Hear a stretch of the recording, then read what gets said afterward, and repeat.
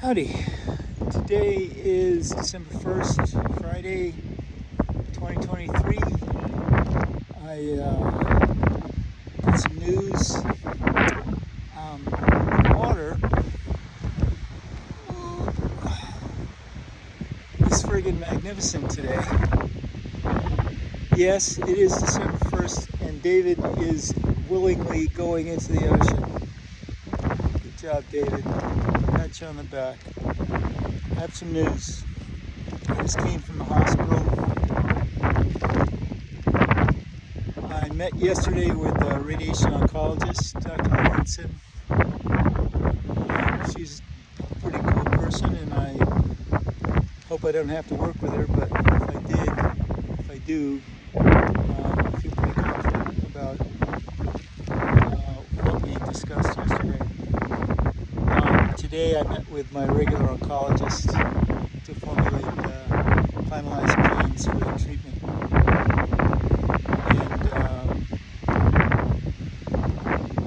And so yesterday, bottom line was 25 to 28 radiation treatments, approximately a little less than 200 units a day, except for the weekend, so it'll be about 6 weeks. And it would run concurrently with this capecitabine chemotherapy pills. We plan to do a CT scan to begin that process, but today that all changed. When I went in to see my regular oncologist, in the course of the conversation, it was revealed that I had a choice, that it was actually possible to do the chemotherapy first, 6 infusions over 12 to 18 weeks, 3 months, and to do actually a cocktail of both the capecitabine pills with the regular infusion, instead of starting out with radiation and chemo. So I agreed to that, and we're going to start. The first infusion is December 14th, and this is going to require a PICC line to be installed the morning of the 14th. Forgive me if I don't remember what the name of this other infusion drug is, but it's oxy something, and it ends with platinum. So there's a couple of reasons why I made that decision. One was something happened today that made me realize that I don't have much wiggle room left. I've got to do something as soon as possible to either to slow the spread of this cancer. I had a bloody stool this morning, and I haven't had one since I was recovering from those colonoscopies back in October. So it's either a really good thing or it's a really bad thing. It may be a really good thing because a pilot friend of mine sent me a video a couple days ago. We're always trading funny videos, but this one wasn't funny. It was actually excerpts of a TED Talk about using sound frequencies of 100,000 to 300,000 hertz to explode cancer cells. If you Google that, you'll eventually find what the source the TED Talk is about that. And so I was talking with a friend last night, and we just started Googling that and found some frequencies, found some YouTube videos. And so I went to sleep last night playing these two frequencies, and close to my pelvic area, and I definitely felt sensations all over my body from the sound. And it may be that that bloody stool was some of these cancer cells breaking up. Unfortunately, we won't know, and in a way it doesn't really friggin' matter, because until the whole thing is gone, I'm going to keep my pedal to the metal and keep doing all the things, from alkalinity to selenium to black seed oil to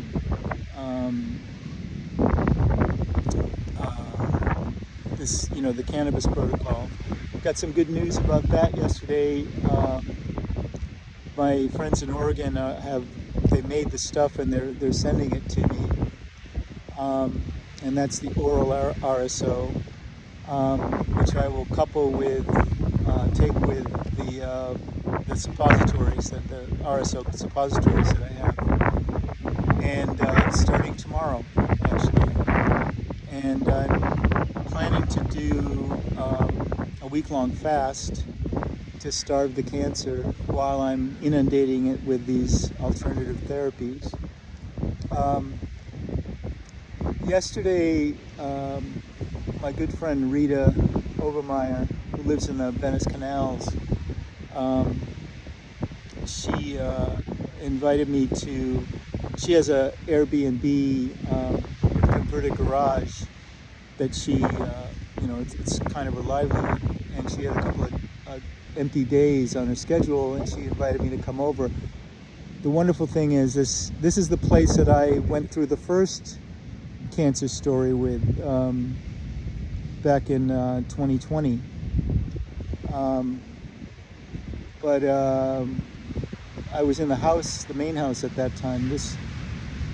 The main house doesn't have a bathtub, but the house that she rents out does, and so I'm making full use of that and soaking and whatnot. So, but it was kind of weird to come full spiral back through this place that I started all this cancer stuff with 4 years ago.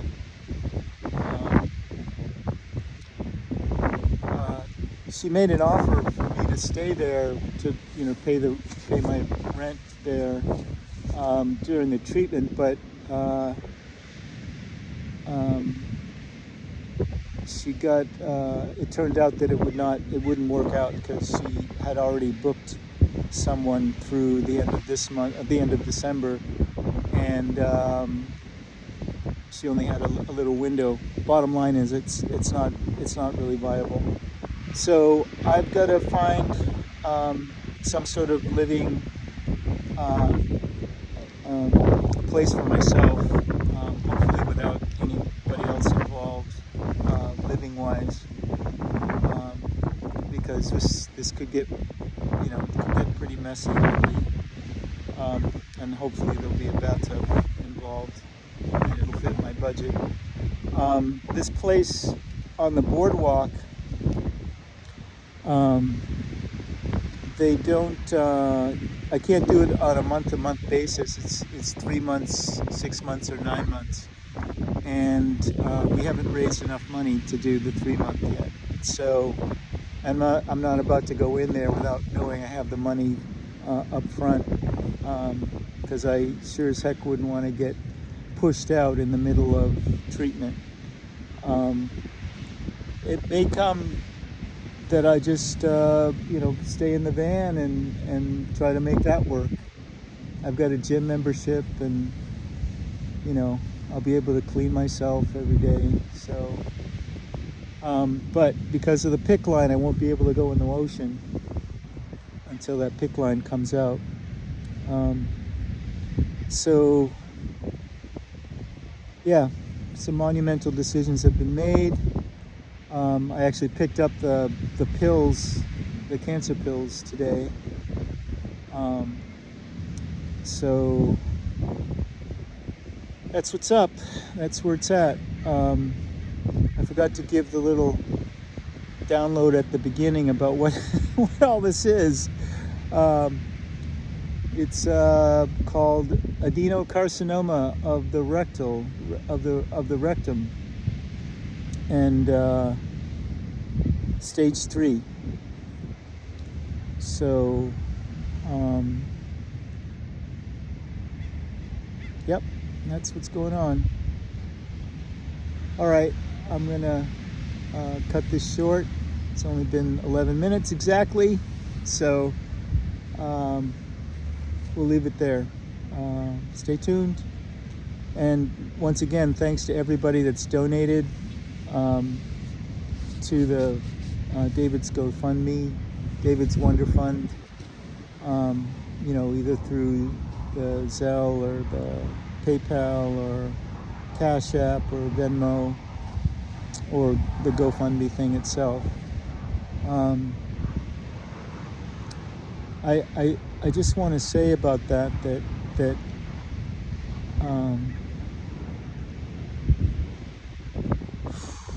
it's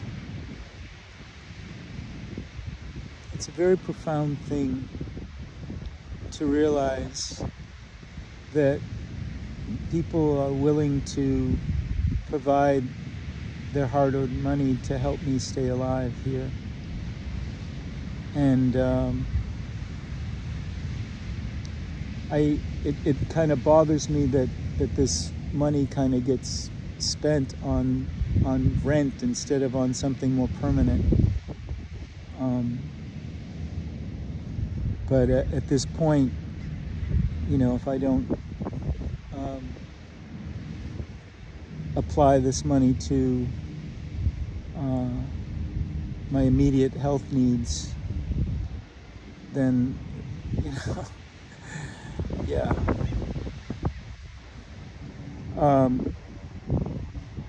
So that's been kind of a learning curve for me as well, to just accept, that this is where we are and this is where we're going.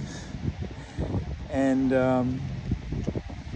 I want to say that I really appreciate also everyone that has responded and taken the time to watch these videos. And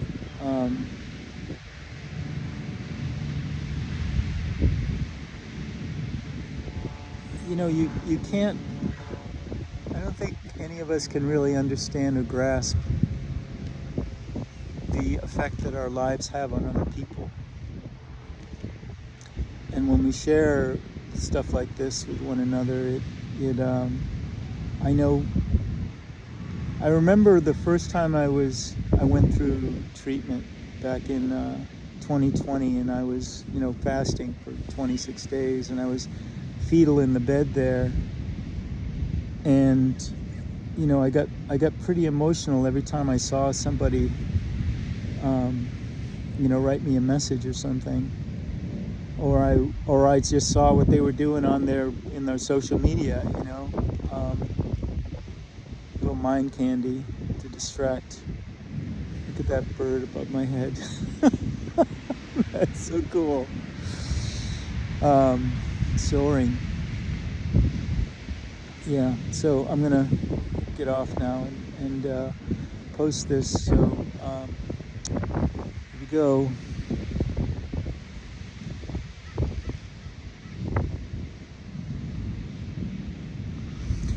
One last thing about authenticity.